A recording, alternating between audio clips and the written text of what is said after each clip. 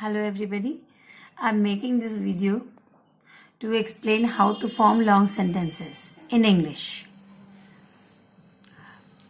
छोटे सेंटेंसेस बना के उसी को आगे कैसे एक्सटेंड कर सकते हैं हम बड़े सेंटेंसेस में, इस चीज़ के लिए ये वीडियो बना रही हूँ, जिसमें सेंटेंस बनाते समय हमें किन किन चीज़ों का ध्यान रखना है और या कह सकते हैं कि हमें कौन सी चीज़ पता हो तो हम सेंटेंस को करेक्ट वे से आगे एक्सटेंड कर सकते हैं, इसमें आप सीखेंगे। सबसे पहले आपको पता होना चाहिए tense of the sentence. Suppose आपको स्टोरी लिखनी है तो आपको पता होना चाहिए कि कौन से टेंस में स्टोरी चलती है। स्टोरी अगर कोई बीती हुई घटना के बारे में बता रहे हैं तो उसका होगा पास्ट टेंस। अगर आपको ऐसे लिखना है तो आपको पता होगा कि उसको प्रेजेंट इंडेफिनिट टेंस में लिखना है, कैसे लिखना है। लेकिन ये चीज आपको पता कैसे चलेगी कि कौन सा सेंटेंस कौन से टेंस में होता है? इसके लिए बहुत सिंपल तरीका है।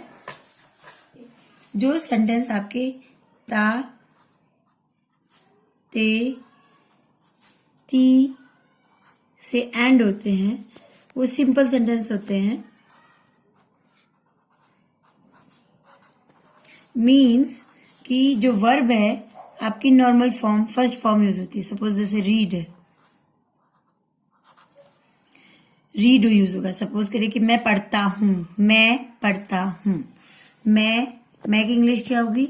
आई, और पढ़ता क्योंकि ता से एंड हो रहा है तो रीड, आई रीड। ठीक है। और कोई वर्ड ले लीजिए, सपोज करिए राइट, गो और कम। और इसी तरह आप जितने भी एक्शन वर्ड्स लिख सकते हैं दिमाग में ला के इस वीडियो के बाद आप ध्यान दीजिएगा और करने की कोशिश करिएगा। मैं ये 4 वर्ड्स लेके स्टार्ट करती हूँ। सपोज सिंपल सेंटेंस, अगर आपके सेंटेंस हैं जो एंड होते हैं ता, ते, ती से, वहां सिंपल इंडेफिनिट टेंस आ जाता है। फॉर एग्जाम्पल है कि आई रीड। जब दूसरा चिन्ह होता है कि रहा, मैं पढ़ रहा हूं, मैं लिख रहा हूं, मैं जा रहा हूं, मैं आ रहा हूं, तो इस केस में आता है आपका I am writing, going, coming.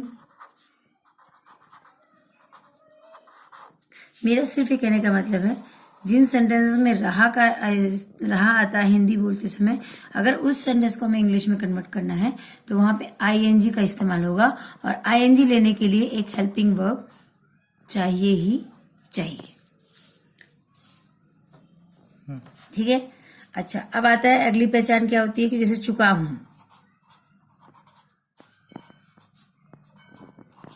कहने का मतलब जो काम हम कर चुके हैं उसके लिए कैसे आप कह सकते हो। जैसे मैं लिख चुका हूं, आई हैव रिटन इट।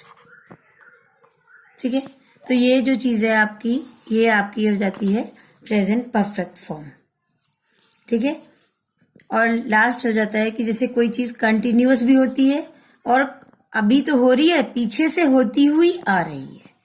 जो चीज पीछे से होती हुई आ रही है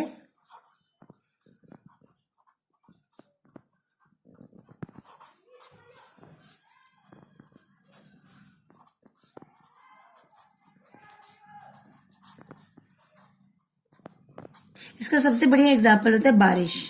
बारिश मान लो सुबह से हो रही है और अभी दोपहर हो गई हो या शाम हो गई हो और अभी भी हो रही है, तो उस केस में इस चीज का बहुत अच्छा एग्जाम्पल हम लिख सकते हैं। It has been raining. बारिश हो रही है सिंस मॉर्निंग।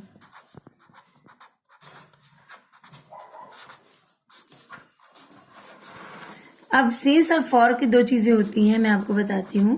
इसमें दोनों वर्ड्स इस्तेमाल होते हैं, सिंस और फॉर। सिंस और फॉर में डिफरेंस क्या होता है कि यहाँ पे टाइम निश्चित होता है ठीक है, लेकिन यहाँ पे टाइम अंतराल होता है, जैसे पीरियड, ड्यूरेशन, तो फॉर की यूज करते हैं।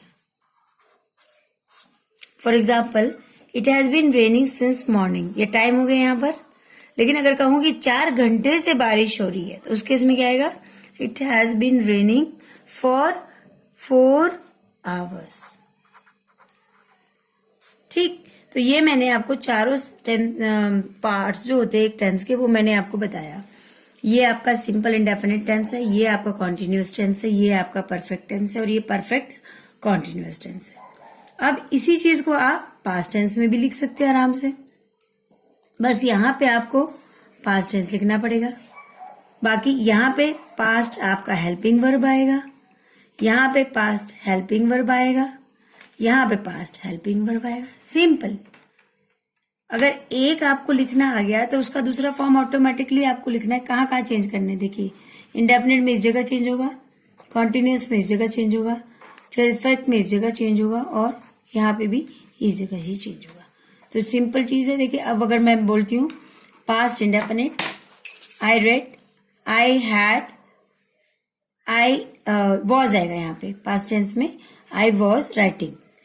हैव का पास्ट टेंस हैड आ जाएगा, आई हैड रिटन इट। यहाँ पे पास्ट टेंस आ जाएगा, it had been raining for 4 hours since morning, जो कि ये इस तरह से पास्ट परफेक्ट में चेंज हो जाता है। Past indefinite, past continuous, past perfect and past perfect continuous.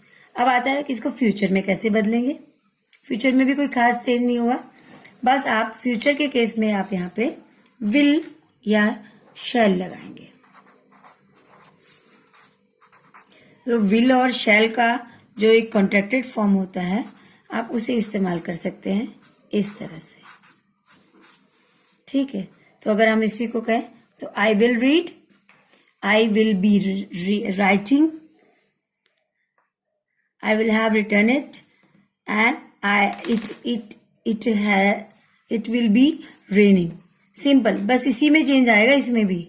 तो आपको एक बार ये सेंटेंस लिखना आ गया तो टेंस का कॉन्सेप्ट आपको क्लियर हो जाएगा।